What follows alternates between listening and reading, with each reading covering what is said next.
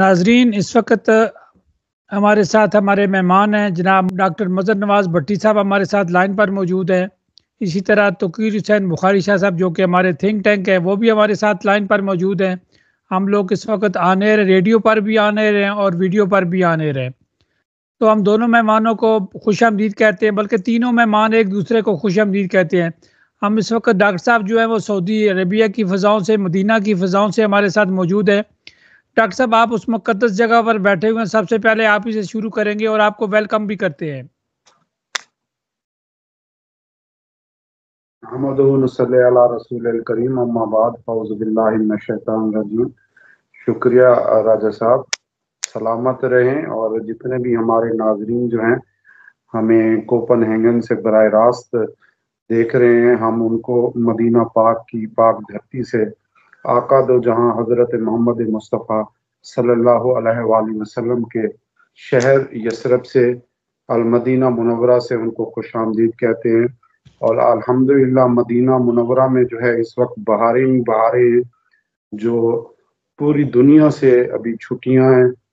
مدینے میں بھی چھٹیاں چل رہی ہیں اور پوری دنیا میں چھٹیاں چل رہی ہیں۔ تو پوری دنیا سے جو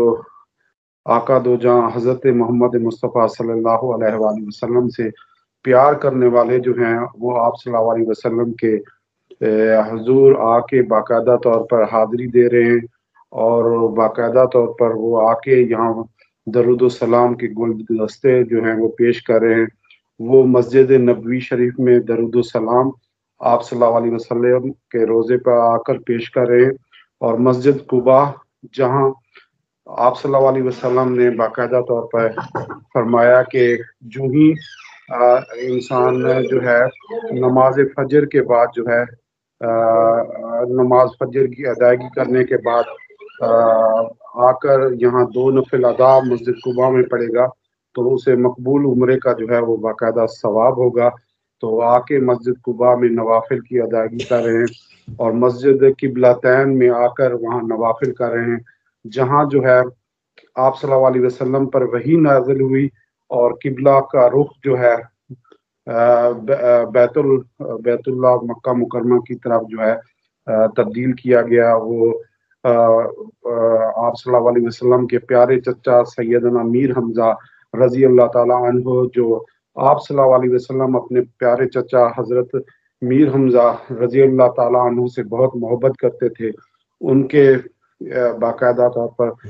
جہاں جتنے بھی صحابہ کی تدفین ہے وہاں آ کر فاتحہ خوانی کر رہے ہیں، اور دیگر جو حضرت فاطمہ بنت زہرا بنت حسین کے گھر آ کر ان کے وہی روایتی طور پر جو پرانا گھر ہے اس کو آ کر اس کو دیکھ رہے ہیں، اور حضرت علی رضی اللہ تعالیٰ عنہ کا گھر، حضرت عمر بن خطاب رضی اللہ تعالیٰ عنہ کا گھر، اور حضرت ابو بکر رضی اللہ تعالیٰ عنہ کا گھر، اور باقاعدہ طور پر آ کر جو ہے مسجد سجدہ جو ہے جہاں مسلمانوں کے لیے نبی پاک صلی اللہ علیہ وآلہ وسلم نے آ کر سجدے میں جا کر دعا کی، وہاں آ کر حاضری دے رہے ہیں۔ حضرت ابو ذر غفاری رضی اللہ تعالیٰ عنہ کے گھر آ کر حاضری دے رہے ہیں، اور ہم دعا گو ہیں مدینہ پاک کی پاک دھرتی سے۔ آج جتنے بھی ناظرین ہمیں کوپن ہینگن سے یہاں اور پوری دنیا میں جو براہ راست ہمیں دیکھ رہے ہیں، ہم دعا گو ہیں وہ بھی آ کر آپ صلی اللہ علیہ وسلم پہ روزے کے اوپر آ کر حاضری ان کو نصیب ہو اور سلامت رہیں۔ جی راج صاحب۔ ڈاکٹر صاحب، آپ نے بڑی تفصیل سے بتایا۔ ڈاکٹر صاحب، شاہ صاحب کے پاس جانے سے پہلے تو آپ ہمارے سامعین و ناظرین کو بتائیں کہ اس وقت جو عمرہ کرنے والوں کی تعداد کتنی زیادہ ہے؟ راجہ صاحب، اس وقت عمرہ جو ہے سب سے زیادہ اس وقت جو عمرہ زائرین ہیں وہ انڈونیشیا سے آئے ہوئے ہیں، اور اس کے بعد جو ہے ترکی، پاکستان، انڈیا اور آذربائیجان اور پورے یورپ کنٹریز سے باقاعدہ طور پر جو ہے وہ آ رہے ہیں۔ اور اس وقت جو آپ کو پتا ہے کہ اکاموڈیشن کے بھی بہت سے مسائل چل رہے ہیں، لیکن یہاں حکومت کے بہتر اقدامات کی وجہ سے ماشاءاللہ یہاں کی حکومت جو ہے یہ باقاعدہ طور پر کریڈٹ جو ہے محمد بن سلمان کو جائے گا، اور یا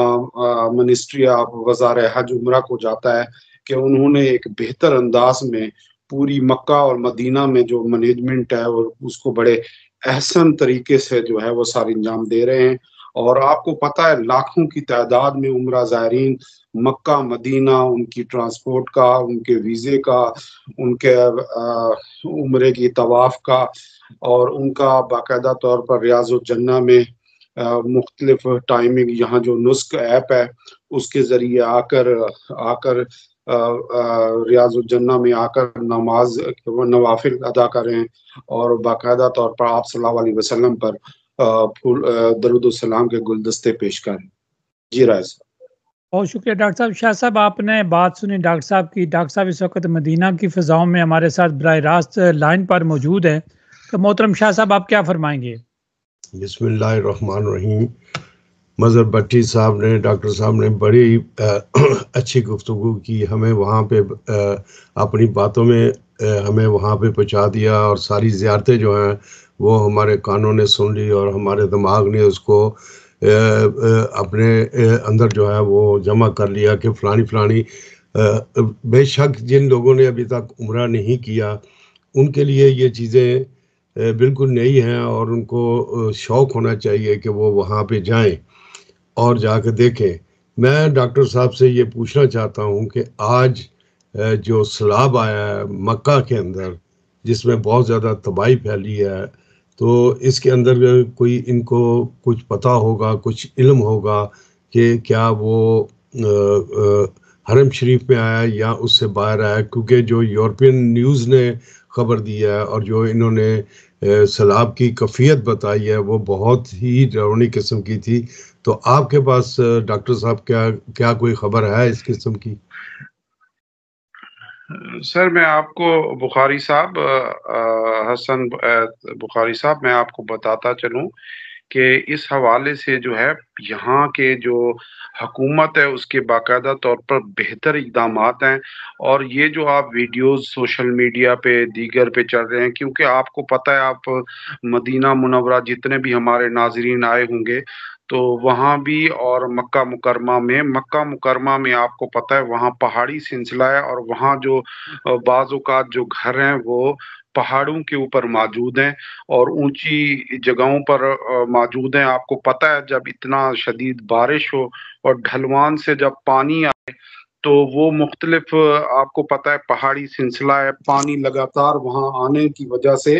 جو راستے میں گاڑیاں ہیں و دیگر جتنی چیزیں ہیں آپ کو پتہ ہے ان کے اوپر صاف ظاہر ہے پانی کا اتنا پریشر ہو تو وہ ڈسٹرب ہوتی ہیں اور اس میں کوئی وہ آتی ہے. اور آپ کو پتہ ہے بعض اوقات ویڈیو بنا کر جو ہے وہ سوشل میڈیا پر ڈال دیتے ہیں. الحمدللہ مکہ مدینہ میں جو ہے یہاں ہے اس وقت حکومت کے بہتر اقدامات کی وجہ سے بالکل نظام بالکل معمول پر ہے. بارش زیادہ ہوئی ہے، یہ ایک حقیقت پہ مبنی ہے، لیکن مکہ میں آپ کو پتہ ہے زیادہ مکہ میں آپ نے دیکھا ہوگا،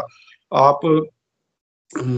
مسجد جن کی طرف جو ہمارے ناظرین آئے ہوں گے انہوں نے دیکھا ہوگا تو اس کے عقب سائڈ اس کے خلف میں جو پہاڑ ہیں ان کے اوپر گھر ہیں. تو آپ کو پتہ ہے جب 200 300 500 میٹر کے اوپر اونچی جگہوں پر جب گھر ہوں گے اور وہاں جب پانی آئے گا نیچے گاڑیاں بعض اوقات، کیونکہ یہاں آپ دیکھتے ہوں گے کہ پارکنگ جو ہے وہ روڈز کے کناروں کے اوپر ہوتی ہے، تو پانی کی اتنی زیادہ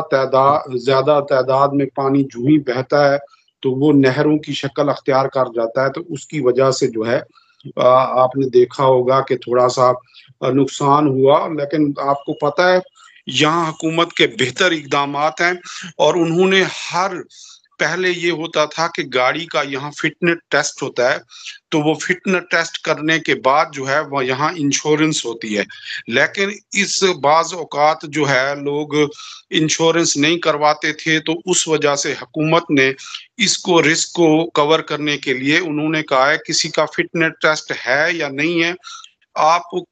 پہلے آپ انشورنس کرا لیں، تو جو ہی کسی کا نقصان ہوتا ہے، اور یہاں پاکستان و دیگر ممالک کی طرح انشورنس کمپنیاں نہیں ہیں، تو جس کا باقاعدہ طور پر نقصان ہوتا ہے اس کا باقاعدہ طور پر ازالہ کیا جاتا ہے. اور اس کو میرے مطابق یہ ہے، ہم نے جیسے کہ دیکھا ہے کہ جتنا رسک ہوتا ہے اس سے بھی زیادہ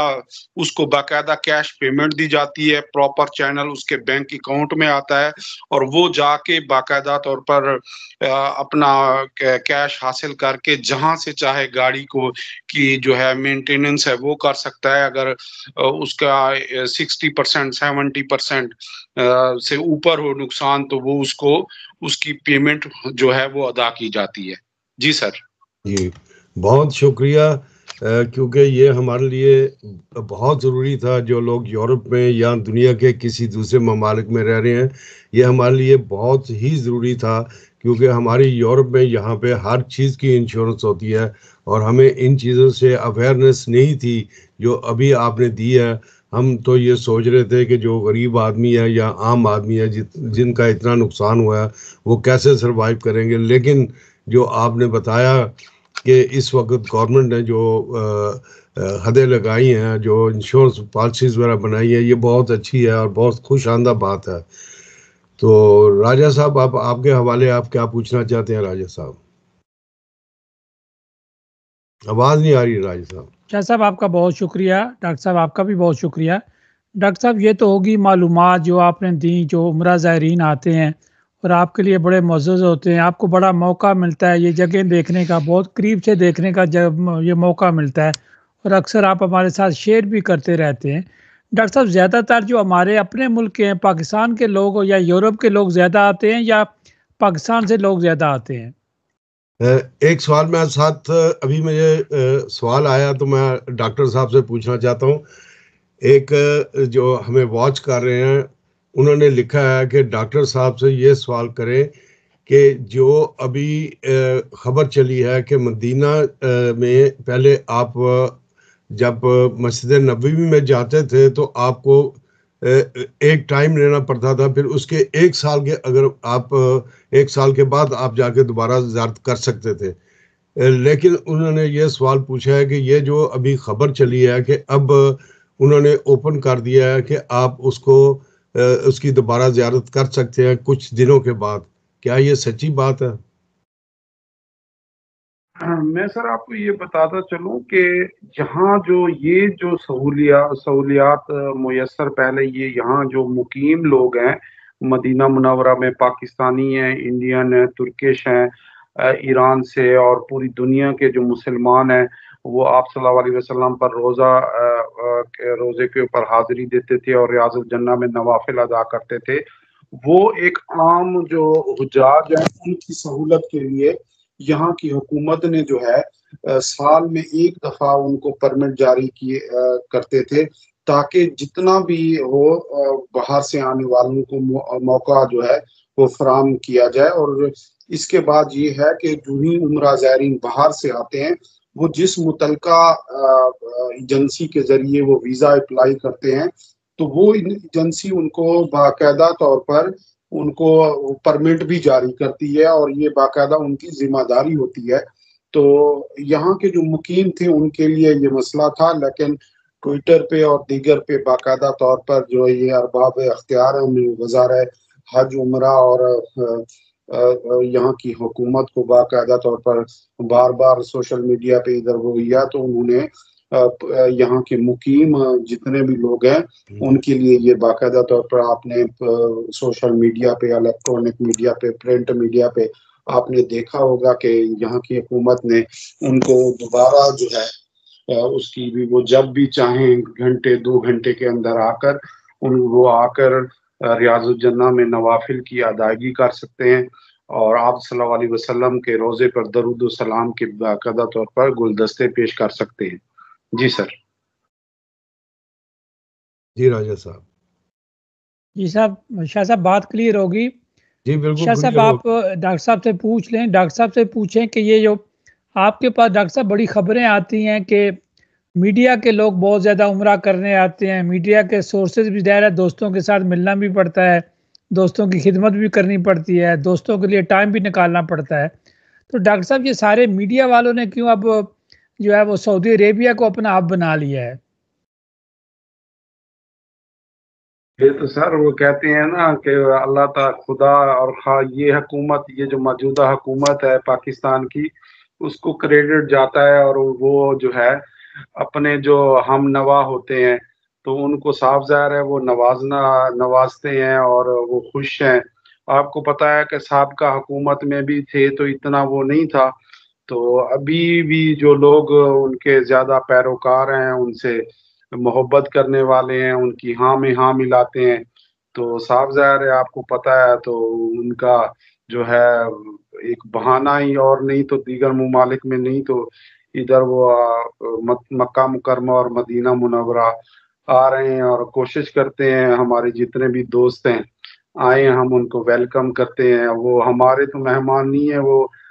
آقا دو جہاں حضرت محمد مصطفیٰ صلی اللہ علیہ وآلہ وسلم کے جو ہیں وہ مہمان ہوتے ہیں، اور اسی بہانے جو ہے ہماری بھی ملاقات ہو جاتی ہے۔ جی راج صاحب۔ آواز بند ہو گئی ہے۔ شاہ صاحب، ڈاکٹر صاحب بتا رہے تھے کہ میڈیا کے لوگوں سے ملاقات ہو جاتی ہے، ظاہر ہے مہمان نوازی کرتے ہیں۔ ڈاکٹر صاحب ویسے بھی بڑے مہمان نواز ہیں، اپنا بڑا ٹائم دیتے ہیں میڈیا والے لوگوں کو، دوستوں کو، ساتھیوں کو۔ تو شاہ صاحب، اب برطانیہ میں جو برطانیہ ہب بنا ہوا تھا، میڈیا کا ہب بنا ہوا تھا، تو آج کی جو خبر میں آپ سے شیئر کر رہا ہوں، آج کی خبر ہے کہ ماں سوائے جیو کے علاوہ کوئی بھی چینل جو ہے وہاں برطانیہ میں کام نہیں کرتا۔ یہ یہ کچھ وجوہات ہیں اس کے اوپر، کیونکہ پاکستان میں آپ کو پتہ ہے کہ میڈیا کے اوپر، خاص کر سوشل میڈیا اور جتنے بھی انٹرنیشنل میڈیا ہیں، اس کے اوپر اب گورنمنٹ جو ہے وہ تھوڑی سی زیادہ ایبڈو لگا رہی ہے، زیادہ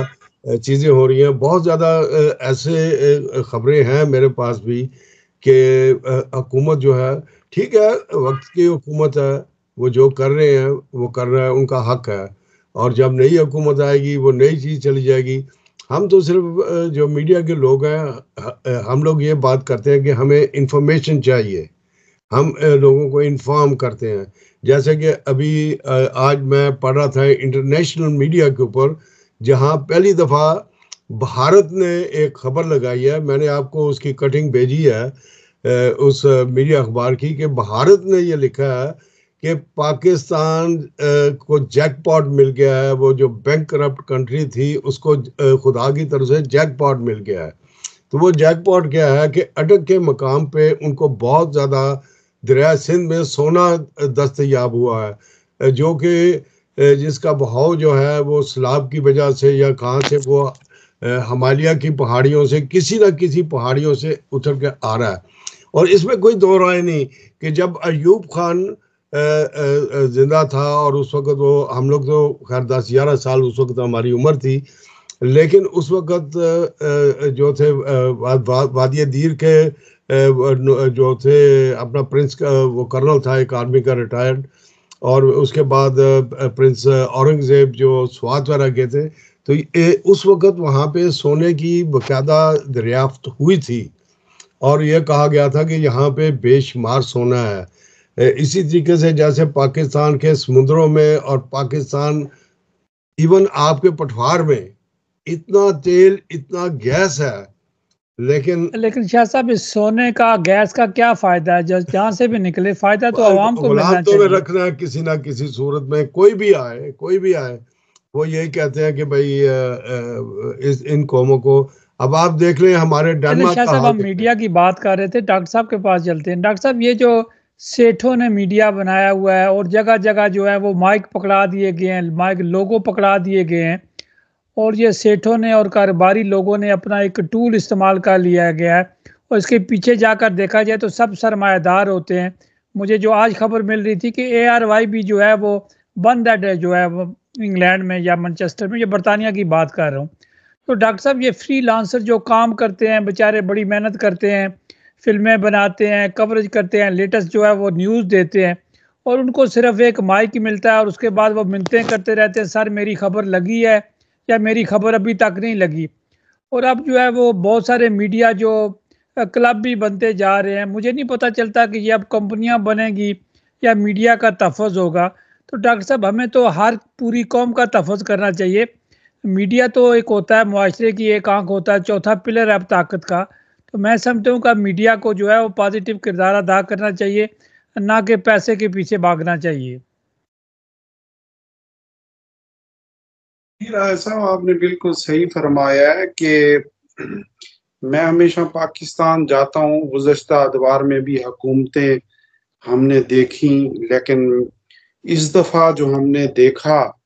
میں ابھی جسٹ ہی 2 مہینے پہلے جو ہے چھٹی کاٹ کے آیا ہوں، تو ہم وہاں دیکھتے تھے کہ جو ہمارا پنجاب ہے وہ سندھ بلوچستان سینا جو بہت بہتر تھا۔ تو یہاں کہنا بڑا وہ ہوگا کہ اس دفعہ جب میں گیا ہوں تو میں نے جو پنجاب کو ہے سندھ سے بھی زیادہ پایا کہ وہاں بھی لا قانونیت، وہاں بھی انسانیت، کوئی انسانیت نہیں ہے۔ جو اندھا قانون سندھ میں ہوتا تھا وہی پنجاب میں ہے، اور یہ ایک بہت ہی ہماری ملک کے لیے، ہماری ملک کی معیشت کے لیے، اور آپ کو پتہ ہے لاکھوں کی تعداد میں جو لوگ ہیں وہ پاکستان چھوڑ کر جو ہے ابراڈ مختلف جو ہے کنٹریز ہیں اس کی طرف وہ نا راغب ہو رہے ہیں، وہ بیرون ملک جا رہے ہیں۔ تو ہم اس حوالے سے جو ہے ارباب اختیار سے التجا کریں گے کہ وہ جو اس ملک کے لیے کرے۔ ہم ادھر باہر محنت مزدوری کرتے ہیں، ادھر ہم ہر وقت روزہ رسول پر اور اللہ تعالیٰ کے گھر جاتے ہیں، ہماری یہی دعا ہوتی ہے کہ ہم یہ نہیں کہتے کہ حکومت جو ہے وہ مسلم لیگ نون کی ہو، تحریک انصاف کی ہو، پیپلز پارٹی کی ہو، کوئی ایم کیو ایم کی ہو، کوئی بھی جماعت ہو، لیکن ہمارا ملک کا امیج بہتر ہو، ہمارے ملک کی معیشت بہتر ہو، ہمارے ملک کا وقار ہو، ہمارے ملک کا میڈیا اچھا ہو۔ لیکن آپ کو میں بتاؤں کہ یہ جو میڈیا کے جو مگر مچھ ہیں، یہ ایک بلیک میلنگ کی حد سے میں آپ کو بتاؤں کہ یہ حکومت کو دونوں ہاتھوں سے جہاں نوچ رہے ہیں، وہیں ایک عام جو جرنلسٹ ہے وہ میں ایک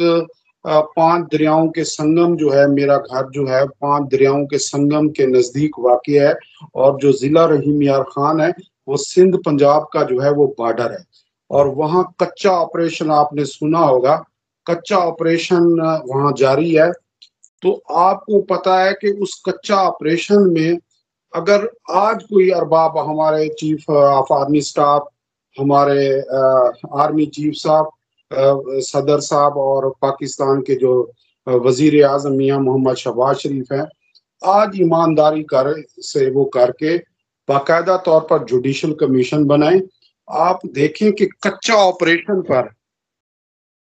جتنے اربوں روپے جو ہے خرچ ہوئے ہیں، اور وہ جو افیسران S H O D P O وہاں لگتا ہے وہ ارب پتی بن جاتا ہے۔ وہ کیسے بنتا ہے؟ اور وہاں کچے کا آپریشن اس وقت ہوتا ہے کہ جب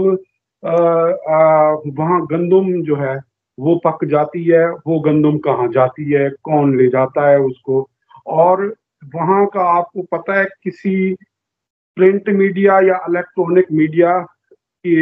یہ ضرورت نہیں ہے کہ وہ وہاں خبر لگائے۔ آپ سوشل میڈیا پہ بھی دیکھتے ہوں گے، میں الحمدللہ باقاعدہ طور پر آرٹیکل لکھتا ہوں، اور ہمیں بھی باقاعدہ طور پر ڈرایا جاتا ہے کہ آپ کو غائب کر دیا جائے گا، آپ کو یہ کر دیا جائے گا، آپ انتظامیہ سے تعاون کریں، آپ یہ کریں۔ جب ہم حقائق پہ کرتے ہیں، اور وہاں کے اچھے صحافی ہیں وہ جب حقائق پہ لکھتے ہیں، تو یہی جو ہمارے مالکان ہیں مختلف اخبارات کے، چینلز کے ہیں، ایک تو ابھی تو میں نے دیکھا ہے کوئی خبر بھی آن ایئر جو ہے وہ نہیں ہوتی، وہ باقاعدہ طور پر اگر آن ایئر ہوتی بھی ہے تو وہ سوشل میڈیا پہ اس چینل کا باقاعدہ طور پہ نیچے ٹیگ جو ہے وہ لگا کر دکھا دیا جاتا ہے کہ یہ چل گئی ہے، اور وہ اس کو نہیں ہے، وہ اپنی ریٹنگ اور یوٹیوب کے ذریعے اپنا جو ہے پیسہ اکٹھا کرنے کے لیے، اور اس کا کریڈٹ وہ جو عام صحافی جو ہے وہاں لڑ رہا ہوتا ہے اس کو مختلف مقدمات میں، ناجائز مقدمات میں اس کو باقاعدہ طور پر اریسٹ کر کے اس سے باقاعدہ طور پر اس کے جو اہل خانہ ہیں ان کو باقاعدہ طور پر ٹارچر نما کیا جاتا ہے، اور بھئی ہم آپ کے بچے کے ساتھ یہ کر دیں گے، فلاں کے ساتھ یہ کر دیں گے۔ تو یہ ایشو ہے، ان کو تنخواہ اور ان کو مراد دینے کی بجائے ان کو یہ کہا جاتا ہے کہ آپ ہمیں سپلیمنٹ جو ہے اکٹھا کر کے دیں، اور وہ آپ کو بتاؤں سپلیمنٹ پاکستان کے لحاظ سے 50,000 لاکھ کا نہیں ہوتا۔ ڈسٹرکٹ رپورٹر جو ہے وہ 2 لاکھ روپے کا سپلیمنٹ ششمائی دیتا ہے، 5 لاکھ کا دیتا ہے۔ وہاں کا جو ڈسٹرکٹ رپورٹر جو ہے وہ 16 لاکھ روپے پے کرتا ہے، اور وہ ڈسٹرکٹ رپورٹر اس کو پے نہیں ملتی، وہ اس کو اخبار کو بھتا دیتا ہے۔ وہ اگر وہ رہے تو ڈسٹرکٹ رپورٹر رہے گا، اگر وہ کیا نام ہے سپلیمنٹ 2 لاکھ 4 لاکھ نہیں دے گا تو وہ بالکل بھی نہیں رہے گا۔ اور وہی سلسلہ جو ہے ڈاکٹر صاحب ذرا وضاحت کر دیجیے گا کہ یہ میڈیا کا بندہ دیتا ہے، اس کا بتا دیتا ہے؟ آپ ظاہر ہے جو ڈسٹرکٹ رپورٹر ہوتے ہیں تو ان کو جو پرنٹ میڈیا، الیکٹرونک میڈیا کے جو مالکان ہیں اس کو وہ سیلری نہیں دیتے، ٹھیک ہے۔ بعض تو ان سے پیسے نہیں لیتے، بعض جو ہیں وہ ان کو یہ بھی کہتے ہیں کہ آپ باقاعدہ طور پر ہمیں جو ہے جو بزنس جو ہے وہ اکٹھا کر کے دیں، تو وہ پھر بزنس جو ہے آپ کو پتا ہے۔ ڈاکٹر صاحب جو رپورٹر ہوتا ہے اس کی انکم کہاں سے آتی ہے؟ آپ ظاہر ہے آپ کو پتا ہے جیسے یہ ان کو نوچتے ہیں، وہ پھر جا کے مختلف جو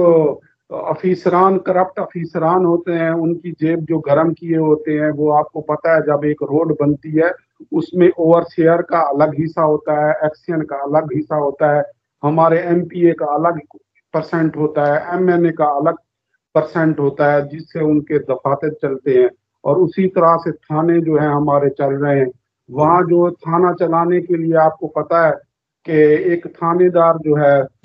وہ ایک جو ہیڈ کانسٹیبل ہے اور ڈسک انچارج جو ہے وہ مختلف پیٹرول پمپوں سے اکٹھے کرتے ہیں، پیٹرول پمپوں سے پیٹرول۔ آپ کو پتا ہے کہ ایک تھانے کے اوپر کتنا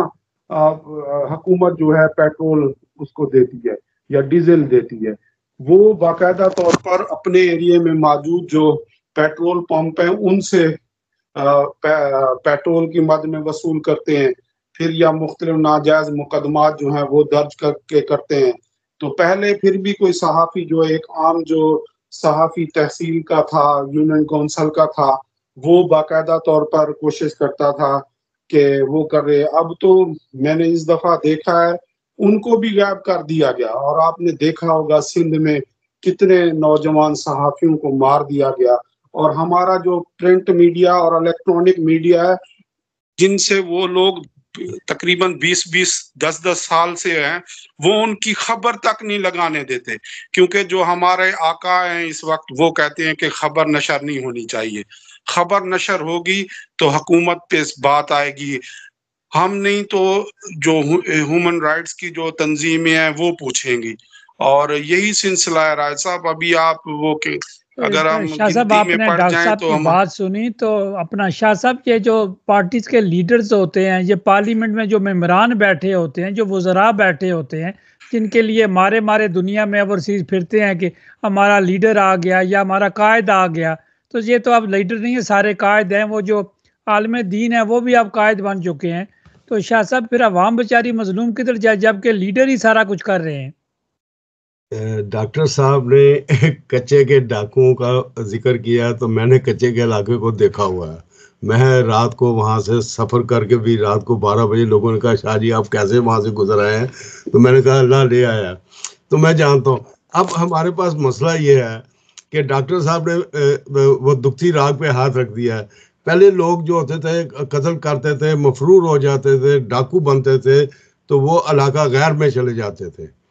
اور جب علاقہ غیر میں چلے جاتے تھے پھر اس کے بعد انہوں نے آزاد کشمیر میں بمبر کوٹلی وغیرہ کے علاقے کو اپنا مقصد بنایا۔ جب انہوں نے دیکھا کچھ نہیں تو انہوں نے کہا کہ بھائی یہ تو یہاں سے تو لوکل ہمیں پکڑنا پڑتا ہے، تو انہوں نے یہ وسیع علاقہ ہے کچھے کا جو جنگ اور بلوچستان اور سندھ اور پنجاب کو اکٹھا ملاتا ہے، اور یہ دریا کا علاقہ ایک چھوٹا سا بیچ میں سے دریا گزرتا ہے۔ وہاں ایک سائڈ پہ پولیس، بالکل ڈاکٹر صاحب نے صحیح فرمایا کہ ہوٹل بنے ہوئے ہیں، وہاں بسوں کاروں کو کھڑا کر دیا جاتا ہے جی کہ یہاں ادھر سے قافلہ آئے گا تو پھر ادھر سے قافلہ جائے گا آپ کو پروٹیکشن میں۔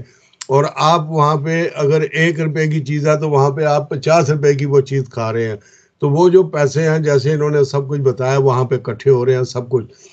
اب یہ کچے کے ڈاکو جو ہیں نا یہ پکے کے ڈاکوؤں کے نیچے کام کرتے ہیں. اب پکے کے ڈاکو جو ہیں وہ آپ کو پتہ ہی ہے کہ سارے کے سارے کہاں بیٹھے ہیں. ان کی آپس میں خاندانی رشتہ داریاں بھی ہیں, ہر ایک چیز ہے. مسئلہ ہمارے ملک میں یہ ہے کہ وہاں پہ انصاف کوئی نہیں, وہاں پہ جسٹس کوئی نہیں. میں قسم دے کے کہتا ہوں ایز اے سید کہ جتنا پاکستان کے پاس آئل گیس اور سونا اور چاندی اور دوسری چیزیں ہیں, یورینیم ہے, ہر ایک چیز ہے, یہ اتنا تو امیر سعودی عرب بھی نہیں ہے. لیکن یہ کیوں نہیں اس کو ڈگ کرتے؟ کیوں کہ ہم نے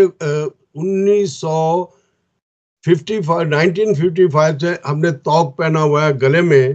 وہ انگریز نے دوبارہ ڈال دیا غلامی کا کہ ہم کامن ویلتھ کو جو تھا ہم نے جوائن کر لیا. قائد اعظم نے ہمیں آزاد کرایا اور غلام بنا دیا ہمیں دوسروں نے. اب مسئلہ یہ ہے کہ جب اس وقت سوشل میڈیا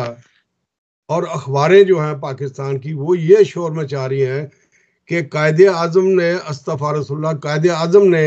ملک نہیں شاہ بنایا, صاحب ذرا میں چرچل آپ نے کو ملک معذرت کے بنایا. ساتھ آپ کو روک رہا ہوں. شاہ صاحب یہ جو ایمانداری والے لوگ تھے, ایماندار لوگ تھے جو بڑے نعرے مارتے تھے ہم ان کو مانتے نہیں, یہ کرپٹ لوگ ہیں, اس حکومت کو ہم نہیں مانتے, بلا بلا بڑے سارے الزامات لگائے جاتے تھے, دنیا میں بڑے فالوور ان کے ہوتے تھے. لیکن اب وہی باتیں کر رہے ہیں, وہ بھی ٹی اے ڈی اے بھی لے رہے ہیں, تنخواہیں بھی لے رہے ہیں, اور اس کو ناجائز حکومت بھی کہہ رہے ہیں, ناجائز پارلیمنٹ بھی کہہ رہے ہیں. تو شاہ صاحب جب اس طرح کے لوگ جو ہیں ان خود باتیں کرنے والے اب باتوں کی طرف چل پڑے, جس وقت عام آدمی کہتا تھا کہ ٹیبل ٹاک کریں, اس کا حل نکالیں, ایک میز پہ بیٹھ کر اسٹیٹ کے لیے کام کریں. تو جس طرح ڈاکٹر صاحب نے سرجری تو کر دی ہے, ڈاکٹر صاحب نے سرجری کر دیا, پورا آپریشن کامیاب جی آپریشن کیا, ہر چیز سچ سچ بتا دی ہے. تو اب ڈاکٹر صاحب مریض کو خود ہی ٹھیک ہونا نا. یہ سر ایک دعا ہے جو عرش ہلا دیتی ہے, تو ہم دعا گو ہیں اس پاک دھرتی سے. آپ میں سہیل بکر کوئی نہیں تبدیل کر سکتا. جب ہم اپنے گریبان میں جھانکیں گے, ہم ہر انسان جو ہے, ہر شہری ہے, اپنی گریبان میں جھانک کے اپنے ملک کے لیے کام کرے گا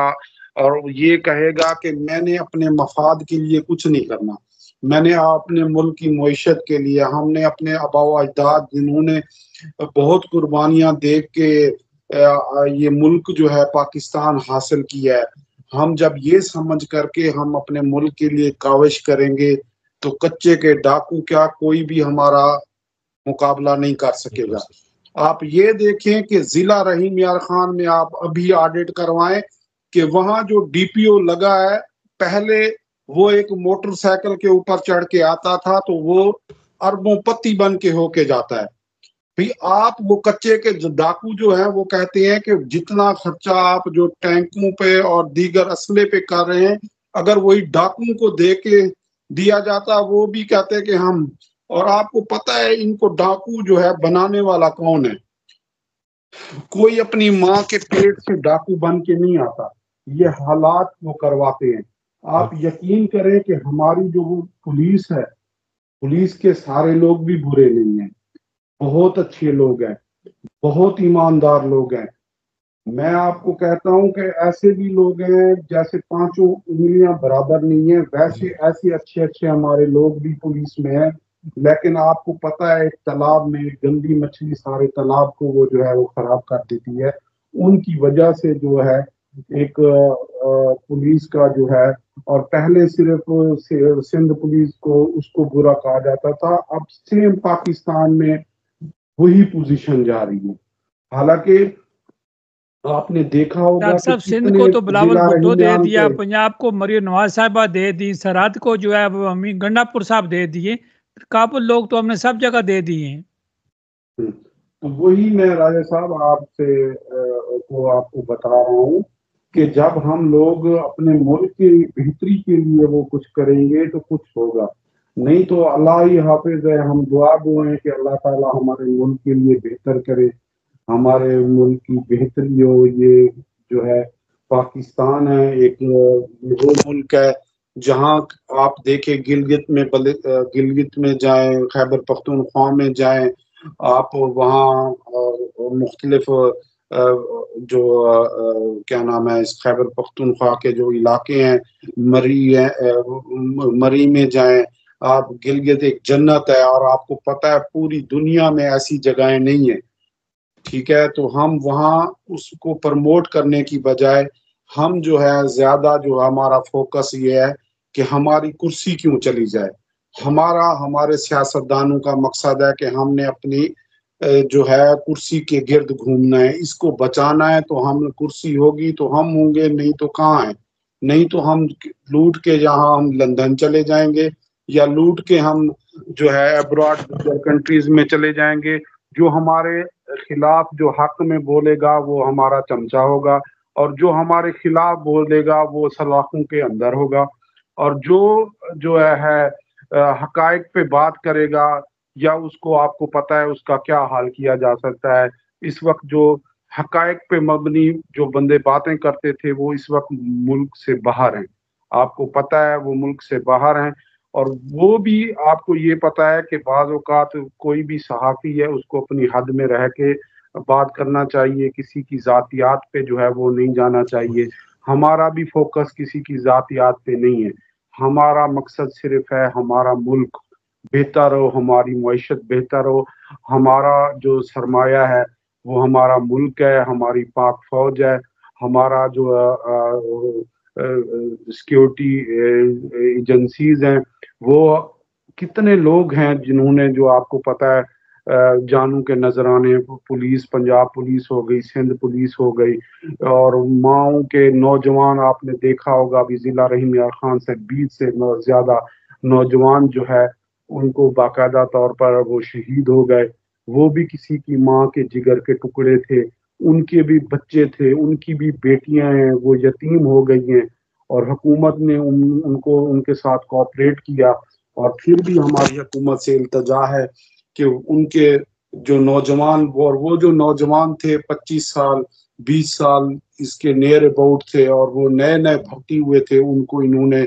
ابھی وہ ٹریننگ پہ تھے، اور انہوں نے ان کو جو ہے کچے کے علاقوں میں بھیج دیا، اور وہ ٹرین نہ ہونے کی وجہ سے ان کو وہاں جو اس علاقے کی صحیح طریقے سے جو ہے وہ ان کو معلومات نہیں تھی، اور ان کی چھوٹی سی غلطی کی وجہ سے آپ نے ویڈیوز میں باقاعدہ طور پہ آپ نے دیکھا ہوگا کہ وہ نوجوان پولیس اہلکار وہ کہہ رہے تھے کہ ہمارے ساتھ ایسے ہو جانا ہے، وہ باقاعدہ طور پر اس کی ویڈیو ہے، تو وہ کہہ رہے تھے ہمارے ساتھ یہ ہونا ہے، اور تقریباً 15 ڈاکٹر سے صاحب آپ 20 نے بڑی منٹ کے بعد خوبصورت بات کی ہے ان کے کہ ساتھ ہمیں جو وہی ہے ہوا۔ اپنے اسٹیٹ کا خیر خواہ ہونا چاہیے۔ تو شاہ صاحب آخر میں اپنے پیارے معزز مہمان کا آپ شکریہ بھی ادا کریں، اور آخر میں دعا بھی کریں۔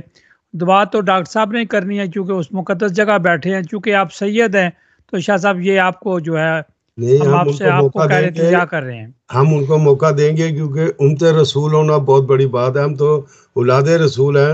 ہم حق نہیں ماریں گے امت رسول کا۔ اصل میں ڈاکٹر صاحب نے بہت پیاری بات کی ہے۔ جب ایک کراچی کا ایک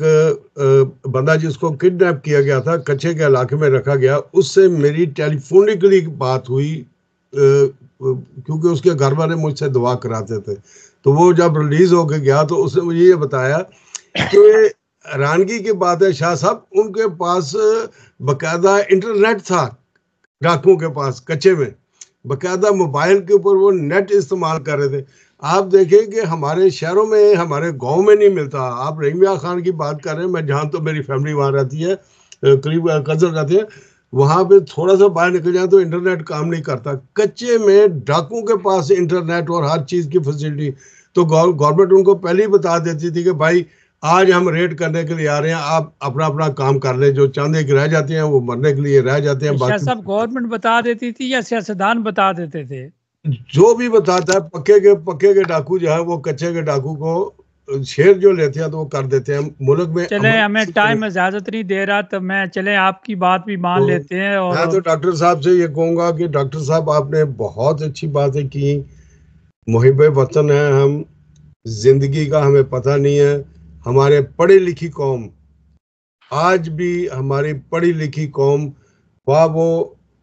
ینگ ہو خواہ وہ 85 کا ہو 90 کا ہو، وہ یہ کہتا ہے کہ اگر پاکستان میں انصاف آ جائے تو ہم پاکستان کے ڈزنٹ میٹر کس طرح کے بھی حکمران ہو، انصاف ہو تو ہم پاکستان واپس جائیں گے، اپنے ملک کی خدمت کرنا چاہتے ہیں۔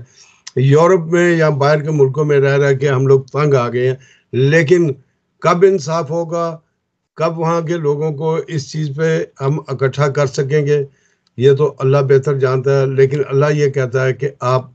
دعا کریں، مایوس نہ ہو، مایوسی کفر ہے۔ تو میں ڈاکٹر صاحب سے کہوں گا کہ آپ دعا کرائیں، آپ ہمارے ڈاکٹر صاحب آپ کلوزنگ دعا ریمارکس کے آپ لیے ہم کیجیے۔ 10 منٹ اور لیں گے۔ مجھے ایک واقعہ یاد آیا کہ ابھی میں چھٹی پہ گیا تو میرا ایک دوست ہے، وہ بزنس کرتا ہے کاروں کا، تو اس کے اوپر اس نے باقاعدہ طور پر ایک جو کار ہے وہ اس نے پرچیز کی۔ اس نے کار پرچیز کی، اس کے پاس باقاعدہ اس کے پاس فائل تھی، سارا کچھ تھا۔ تو اس کے جو ایک دوست تھا، اس کو نیچا دکھانے کے لیے اس نے جو ہے اس کے اوپر ایف آئی آر کروا دی، اور جھوٹی ایف آئی آر کروا دی۔ اور وہ جو اس ایریا کا اے بی سی ایل کا جو 3 تھانوں کا گلشن جوہر کا ہو گیا، اور 2 اس کے اور ایریا شارع فیصل ہو گیا، اس کا انچارج تھا عثمان سنجرانی تھا۔ تو وہ اس کا انچارج تھا، اس نے وہ دوستوں نے آپس میں ساز باز کر کے اس کو نیچا دکھوانے کے لیے اس کے اوپر ایف آئی آر جھوٹی کروائی۔ اور یہ اس نے ایس ایس پی جو عارف تھا کراچی میں، ایس ایس پی اے وی سی ایل، وہ بہت ہی نائس انسان، اور اس کو میں نے دیکھا باقاعدہ، اس کو بھی ملا، اور بڑا ریلیجیس مائنڈیڈ تھا۔ تو اس کو جب ہم نے کہا، اس نے اس انچارج کو بلایا کہ تم نے یہ ایف آئی آر کیوں دی یہ، اور ایک شاہ صاحب ہیں ڈی ایس پی اے وی سی ایل ایڈمن تھے، سید حسنین صاحب تھے۔ تو انہوں نے جب اس کو بلایا کہ یہ جو ایف آئی آر تو نے گلشن جوہر تھانے میں جو دی ہے وہ سچی ہے یا جھوٹی ہے، اس نے کہا سر یہ ایف آئی آر جھوٹی ہے۔ اب ایس ایس پی کو، ڈی ایس پی ایڈمن کو، ڈی ایس پی ایڈمن جو ہوتا ہے وہ پورے اے وی سی ایل کا ایڈمن ہوتا ہے، اور اس کے نیچے ڈی ایس پی ایک باقاعدہ ایک نیچے برانچ ہے۔ میں آپ کو بتاؤں کہ ان تینوں کو پتا ہے کہ اس کے اوپر جو ہے جھوٹی ایف آئی آر ہے۔ جب اس نے کہا جھوٹی ایف آئی آر ہے، اور اس نے جو وہ 3 تھانوں کا سرکل انچارج تھا، اس نے اپنے ایس ایس پی سے ڈاک کے ذریعے جو ہے سائن کروا لیے، اور وہ ایک ہی دن میں اپنے اوپر اپنے پاس وہ جو تفتیش ہے وہ کر لی۔ اور وہ کہتا تھا بھی آپ مجھے 20 لاکھ روپے دے دو، 10 لاکھ روپے دے دو تو میں جان چھڑاؤں گا۔ اب S S P, D S P, S S P نے فوراً جو ہے اس کو، عثمان سنجرانی کو، جب اس کے منہ سے سنا کہ یہ جھوٹی ایف آئی آر ہے، اسی وقت اس کو معطل کر دیا، اور اس نے اس کو معطل باقاعدہ طور پہ اس کو اس وقت کر دیا۔ لیکن اس کے بعد میں آپ کو بتاؤں کہ وہ ایس ایس پی صاحب کا تبادلہ ہو گیا، یا وہ ابراڈ کوئی ٹریننگ کے لیے چلے گئے۔ بعد میں وہی جو ہے جج صاحب تھے اس وقت سٹی کورٹ میں، اظہر الدین تھے، ان کے پاس بھی تو باقاعدہ پولیس نے اس کو جب سی کیٹیگری میں کر دیا کہ یہ بندے کے پاس کاپی ہے، فائل ہے، سارا کچھ ہے، یہ ہے، اس پہ جھوٹی ایف آئی آر ہے۔ اس جج صاحب نے ایسے کیا، اس کو سی کیٹیگری سے پھر اس کی ایف آئی آر کو بحال کر دیا،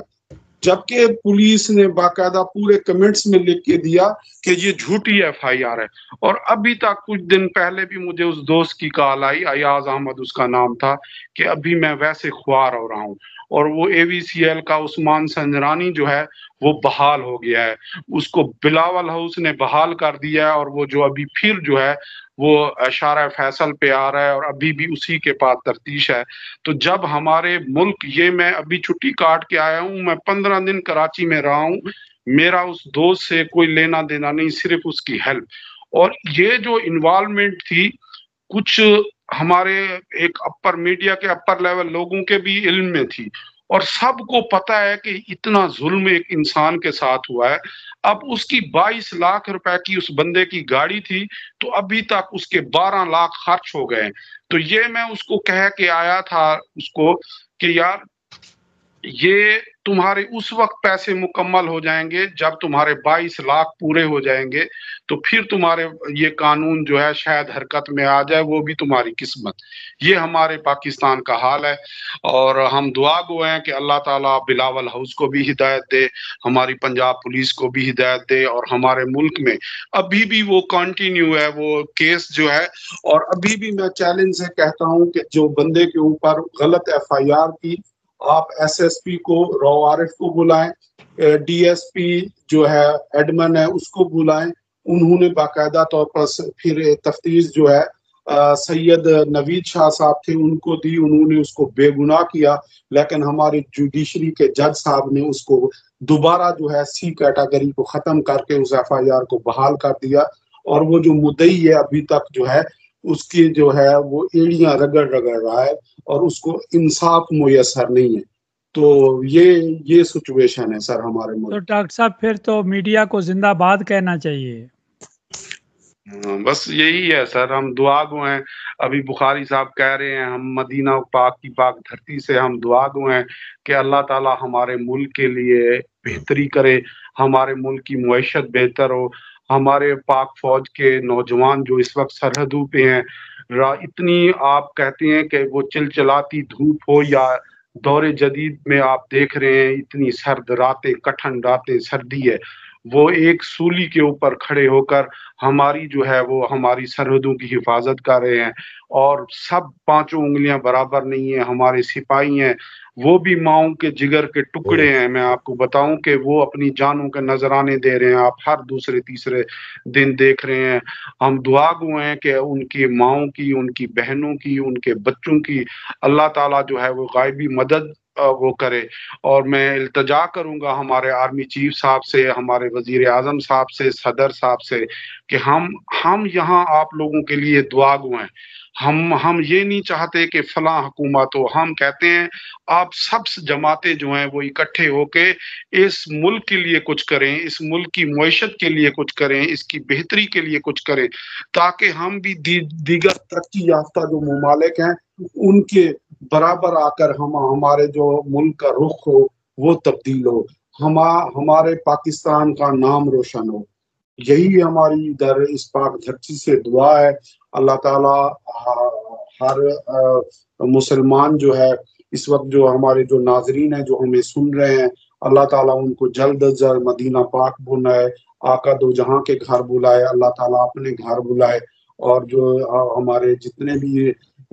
ناظرین ہیں ہم ان کے لیے دعا گو ہیں۔ جی رائے صاحب۔ صاحب بہت شکریہ آپ کا، شاہ صاحب بہت شکریہ آپ کا، آپ لوگوں نے بڑا قیمتی ٹائم اسے اپنے سامعین کے ساتھ، اپنے ناظرین کے ساتھ شیئر کیا۔ چلتے چلتے پاکستان زندہ باد، پاک فوج زندہ باد۔ انشاءاللہ تعالی بٹی صاحب سے دوبارہ بات ہوگی اور پھر پاکستان کا سبجیکٹ ہوگا، انشاءاللہ بات کریں گے۔ انشاءاللہ بہت شکریہ صاحب مہمان، اللہ حافظ، اللہ حافظ، اللہ حافظ۔